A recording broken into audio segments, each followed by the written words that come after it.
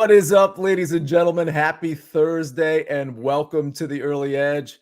Farzad going off the board. We're Olden Polynice days away from NFL season, otherwise known as Braxton Berrios days away. It's time.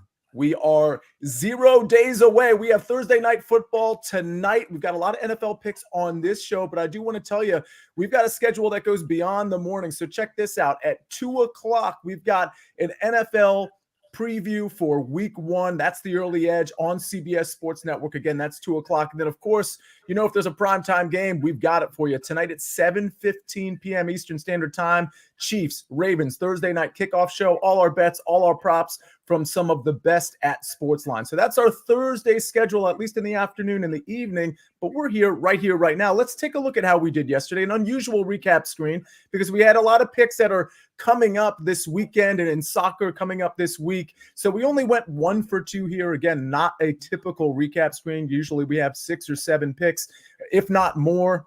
And today, let's go ahead and bring in the stars of the show. We've got 6 picks. I cheated. I looked at the recap screen. We've got 3 picks for Thursday night football. We've got 3 picks for Major League Baseball.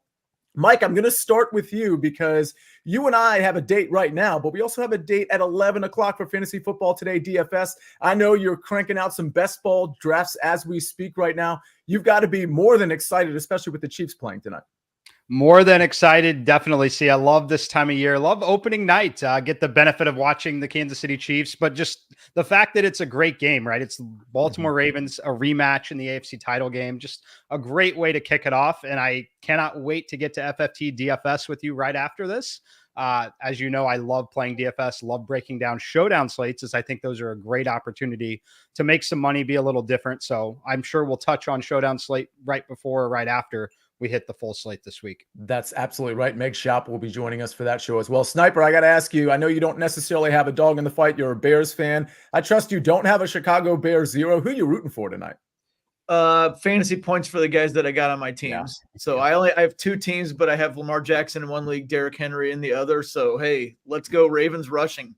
That somewhat, spoiler alert, somewhat correlates with my bet that I'm going to give out later today on this show. Larry, how about you? A dog in the fight here? I know you're not a fan of the Ravens or the Chiefs. Big dog in the fight in terms of what I'm invested in, which we'll get to later in the show. But this is just such a great moment because we think we know so much about these teams. So week 1, there's always so many surprises. That's why underdogs historically are a great bet in week 1 because we just don't really know. We think we know, but we're going to find out a lot tonight.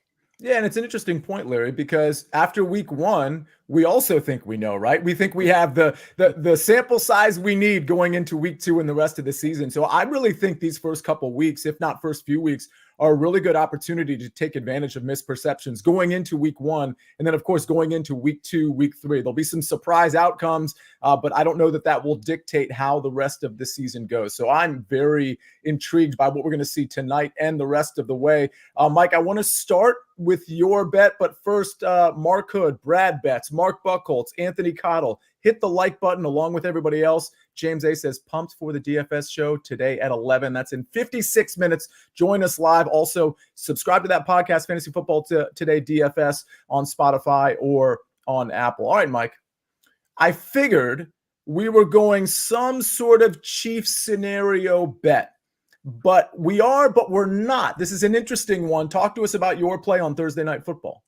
Yeah, first of all, I've got a couple plays up on the SportsLine site already as well. So check those out if you're a member over there. And if you're not, obviously get signed up. But another one I'm throwing out there this morning is going to be a Patrick Mahomes prop. And we're actually taking an under here on Pat Mahomes in a specific market. For me, it's going to be the pass attempts. You can find this number 37.5. Minus 115 is about the consensus. You can find minus 111, a few minus 120s out there. But looking to fade a 38th pass attempt. You know, when I look at this Kansas City team, while I do think they're going to be much improved in the wide receiver and pass catching area, I do still think that they run the football a lot. And I do still think that this team is maybe going to have some limited possessions in terms of the number of possessions. I think that they're going to have big chunk plays as well. So when I look at this number, my dog Chief, who is named Chief, gets fired up when we talk about the Chiefs, is participating in this one as well, guys. But I think this number should be 35, and that's where my sim has it. I think this is just a big number in a game that I think that Kansas City could have a lead in and could look to kill that clock a bit, run the football. Just a big number. So going under 37.5 passing attempts for Patrick Mahomes. Yeah, I really like, Mike, the passing attempts and even the completions props. I don't know if you caught yesterday's show, but completions props are something I look at sort of right off the bat. And of course, completions versus pass attempts, I'm looking for efficiency on those. But I actually have one, if you were watching yesterday, on Bo Nix. It's up at SportsLine as well. This is, by the way, maybe the best time to become a SportsLine member, because these NFL lines, these NFL plays, because it's such a popular sport, these lines move quite a bit. And a lot of our guys, Larry, you included, Mike included, get these picks in early, and then the line changes, and then you don't necessarily get the best of the line here. So real quick, to join SportsLine, just go to sportsline.com/join. If you type in the promo code WINNERS, you get 60% off the annual plan. Again, WINNERS, and you get 60% off the annual plan. Go to sportsline.com/join. All right, if you want to make that bet, or if you want to make any of the bets you're about to hear from Sniper or from Larry or from the chat, Gipper's Picks is in here with some UFC plays. Go to BetMGM. New BetMGM customers can sign up today and get up to $1,500 in bonus bets. Just place your first wager of at least $10, and you'll receive up to $1,500 instantly if your bet loses with bonus code EDGE. That's bonus code EDGE, EDGE. All right, ladies and gentlemen, we got a lot more picks to get to. We're going to do it right after this message from our partners. My first hot take of the year. When Sunday football isn't enough. Dislike that take.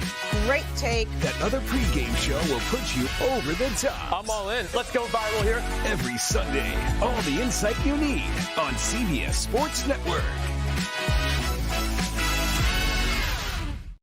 All right, we still have a few baseball picks to cover. Welcome back to the show, to the Early Edge. Brought to you by BetMGM, the sportsbook born in Vegas. Sniper, I have an admission to make. I made a money line parlay. It was ill-advised, but I had been doing okay in baseball over the last few weeks. It was a money line parlay. I wanted to get Chris Sale involved at like minus 375, but I didn't want to lay the 1.5. So I was just trying to figure out, well, what can I money line parlay that with? I did it last night with the Padres. Now, it was in an unusual situation. I wasn't watching the Padres games. I'm always trying to watch my bets. And I noticed when I looked at the score, Detroit was up 5-0. And I'm like, all right, you know what? That was a bad bet by me anyway. Stop it with the money line parlays. I didn't need to do that. And then I looked at the score again, and it was 5-5 in the bottom of the fifth. They ended up winning in extras. Very happy to see that. I bring that story up to you because I want to bet, so that's cool. But also because you have two MLB plays, both of which you're running the run line. And spoiler alert, one of them is the Padres. But start us off with the other team. Okay. Yeah, we'll get to the Padres in a second. We'll start in Miami there. Obviously not on the Marlins. We're going to fade the Marlins. I'm going to go with the Phillies here on the run line. The Phillies really have gotten their mojo back the past couple weeks. They went through a midseason slump. They're 9-2 in their last 11 games now, and good grief, Kyle Schwarber has just gone absolutely bonkers. He had a home run drought, but then he hit 3 home runs with a 5-hit ball game 2 nights ago, led off the game with a home run last night. They have several players in their offense who can get that hot. Trey Turner is one of them. Bryce Harper is one of them. Bryce is a little banged up right now, so I wouldn't go to him on a player prop. I'm just giving examples of how the offense can get hot with the drop of a hat. Ranger Suarez on the mound. This is his third start back from injury. And that's generally the time that pitchers really start to look back like themselves when they're coming off an extended absence. Suarez was about 6 weeks. So third start now against the lackluster Marlins offense. I think he's going to throw really well. And the Marlins are 26-45 at home. That's not very good. So we're going to go with the Phillies to win this game by multiple runs. And for people out there who want a home run play, you could do a lot worse than riding Schwarber right now. He gets really, really hot in short spurts. We saw it in LA earlier this year where he hit 5 home runs in a really short stretch. He has 4 going right now. I wouldn't be surprised if he leads off the game. The Marlins have a right-hander on the hill. He's a lefty. I wouldn't be surprised if he leads off the game with a home run again. Also, as Sia mentioned, we're going out to San Diego, and I'm going to go with the Padres on the run line here. Good plus money on this one. Wouldn't be the biggest one I've hit this week. The Mets were plus 160 a few days ago when that one hit. Since they lost the first game of the All-Star break, the Padres have been the best team in baseball by multiple games. They've been unbelievable since then. Fernando Tatis Jr. is now back from injury. He had the walk-off hit last night. So this is the first time that they've been fully functional on offense. They had Manny Machado was banged up to start the year. They didn't even have Luis Arias to start the year. They traded for him. Xander Bogaerts was on the injured list for a while. Then Fernando Tatis Jr. was on the injured list before Bogaerts got back. They're now at full strength, and they have the best 1 through 7 in all of baseball, in my opinion. Jackson Merrill hitting 7th, hit a big 3-run bomb to make that a game last night. He's been unbelievable. He's right in that mix for Rookie of the Year. The Padres are 6-0 when Martin Perez starts. It hasn't necessarily been him, but if you want to ride that wave, let's go with that. Casey Mize on the hill for the Tigers, 5.05 road ERA this year. He just came back from injury last time and get knocked around by the Red Sox, and their offense has been terrible lately. Really like this spot for the Padres, especially because they have an amazing bullpen right now. 6 scoreless innings from the bullpen last night. I'm not worried about all the work they did because they had a day off the night before. They're fine to go 2 nights in a row. Padres win by multiple runs, not by big. Wow. Channeling buckets. I absolutely love it. Let's incorporate that into our takes now. We're going to win by big. All right, let's just move on. Thank you, Sniper, by the way. And if there's any baseball questions, go ahead and put them in the chat and we'll get Sniper to get to them. I'm going to Ravens Chiefs. Now, here's the thing.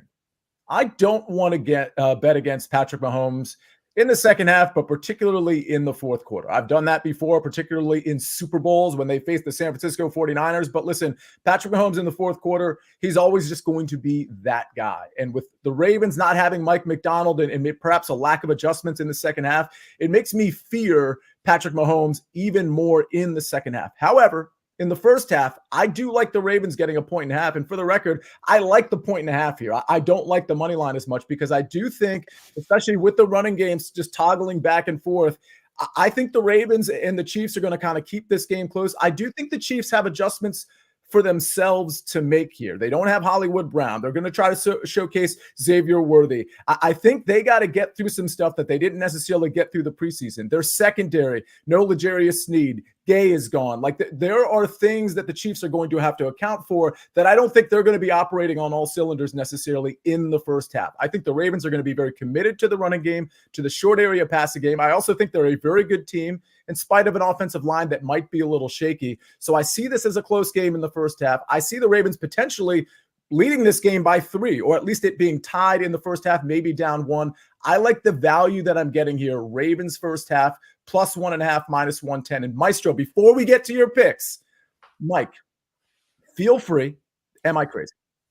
Not crazy at all. Definitely not crazy at all. Especially, looking to not want to bet against Patrick Mahomes in a second half at home. I think that's probably a sharp spot. And when you look at the Baltimore Ravens side, it's critical for both teams. And this is kind of a silly statement. It's almost like saying the team that scores the most points will win the game. Mm-hmm. But playing with a lead is critical in the NFL. Teams that have a lead typically win games. Again, not rocket science to figure that out, but I think it's especially true for both of these teams. If Kansas City gets to a lead and Baltimore is in an obvious passing situation, that is not good news for Baltimore. So they definitely have a massive emphasis on having a fast start. Where on the Kansas City side, yes, they can really pull away when they lead games and really churn that clock, but you're not feeling dead if they're down a touchdown with Patrick Mahomes. That's when he personally is at his best. The team is at its best when they're up 3 to 7 points. So it's absolutely critical. If I were backing the Ravens, that is personally the way I would do it too.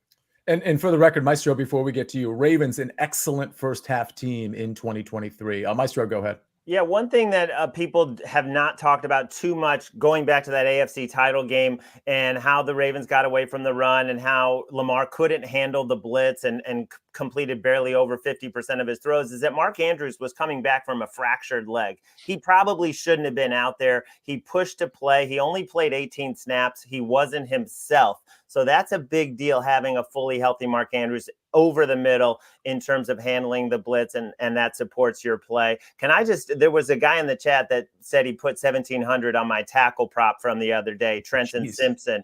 That's a play I like. I'm very high on this kid. I'm not advocating you put that kind of money. You have to do what's right for you. My standard unit is 100. Occasionally I'll go up a little bit. You can see it's on my Twitter. All my bets are tracked there. We're not talking Mikey money there, but it's a play I like. That's all I can do in terms of advising him.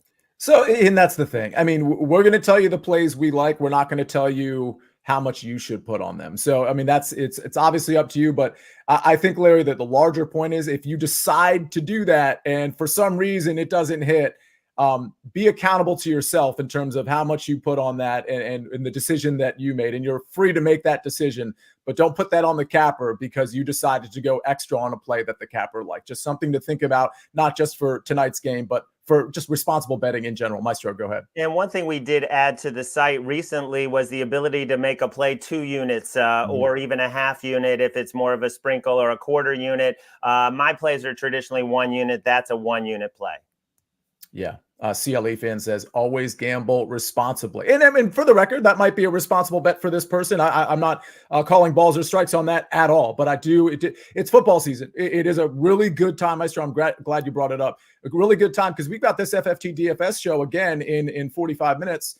You got to be responsible there too. Like, remember, this is supposed to be fun, not so stressful that you're worried about the dollars and cents that you're losing at the end of the day. We never want to lose. But again, this is supposed to be fun more than anything. So please keep that in mind as we are on NFL Day 0. All right, Maestro, let's talk about some bets. You've got a bet for tonight on a guy that I love. This is a guy that was always like a first touchdown guy for me over the last few years, and he cashed it, I think, 1 or 2 times.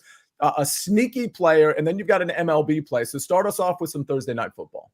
Yeah, Justin Watson over 13.5 is what I got it at BetMGM. Excuse me. I'm seeing it up to 15.5 in terms of receiving yards. I wouldn't go higher than that.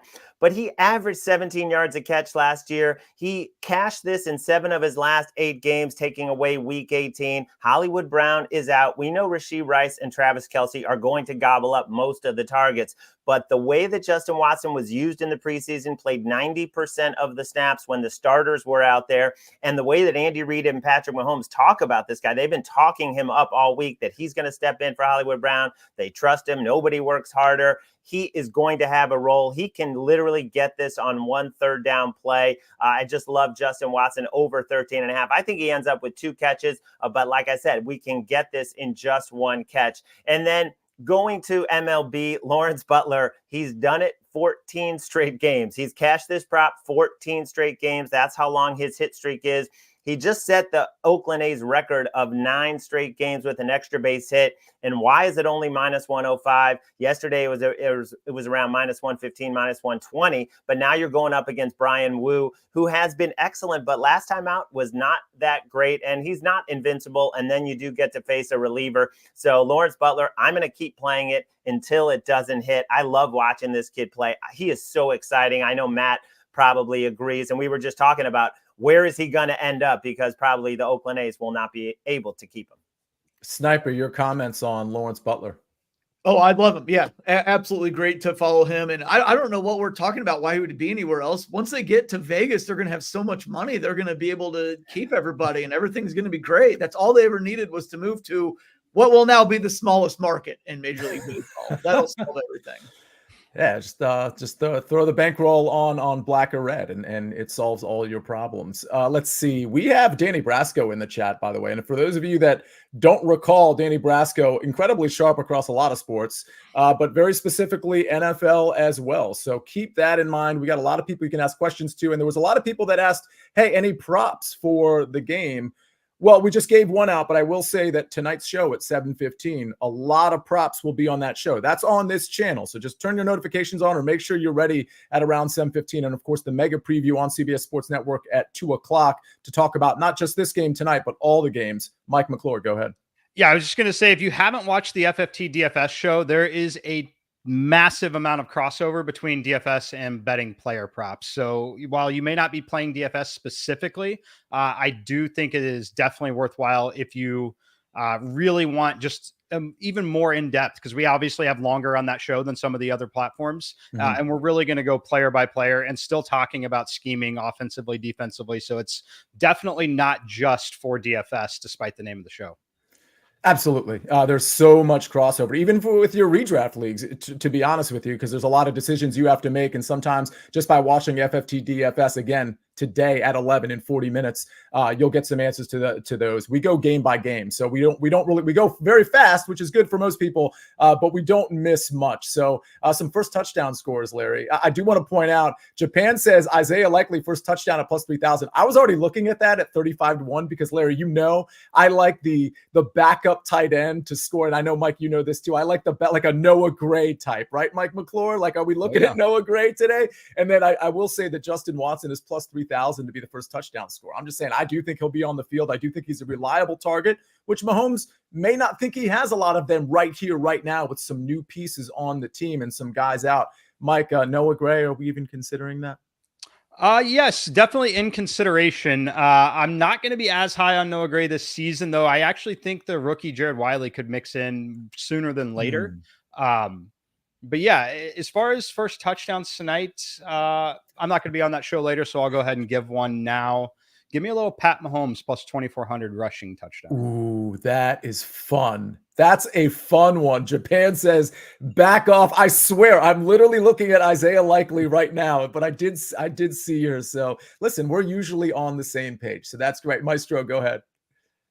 Yeah, I think Isaiah Likely is a good look just because you got to expect the Ravens to come out this year and play a lot more two tight end sets. When Likely stepped in for Andrews, he was incredible. They know they've got to get him on the field. So I think you're going to see a lot more of that, especially that works well with a power running game to have those two tight ends on the field. So I think we'll see him out there a lot. I wouldn't even really call him a true backup at this point.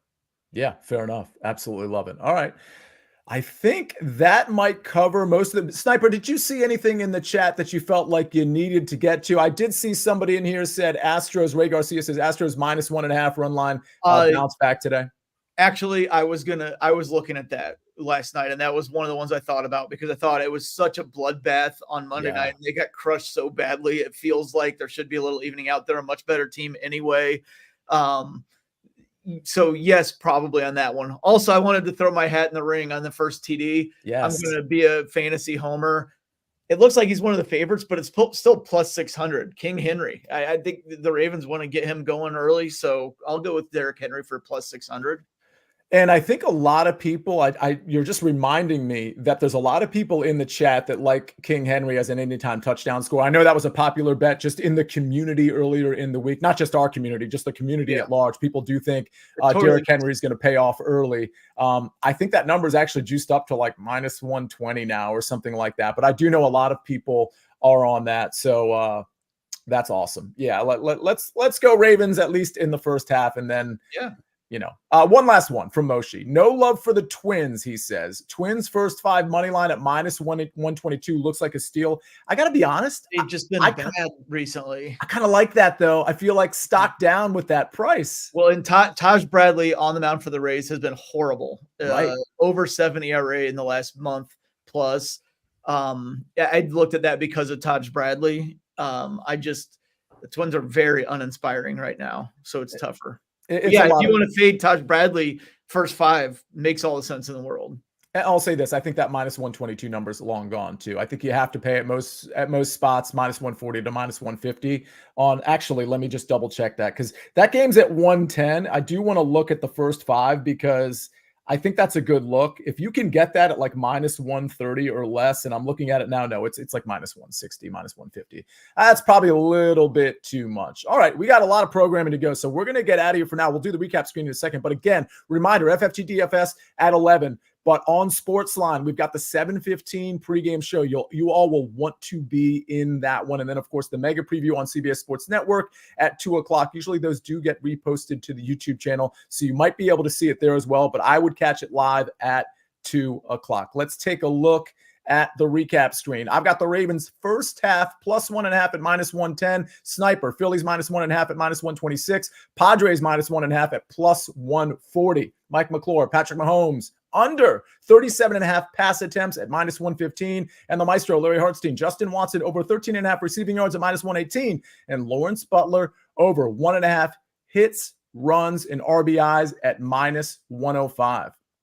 Brian Smith in the chat says D-backs money line. A lot of baseball picks in here. A lot of baseball still to go, but we've got a lot of football specifically today. Make sure you are subscribed to the SportsLine channel on YouTube. Make sure you are subscribed to SportsLine by going to sportsline.com/join and typing in the promo code winners to get 60% off the annual plan, because you don't only get the picks, you get analysis, articles, simulations, Mike McClure's simulations, the early picks. When we make them, you get them. You're going to want to be a part of this SportsLine family. Ladies and gentlemen, what a show.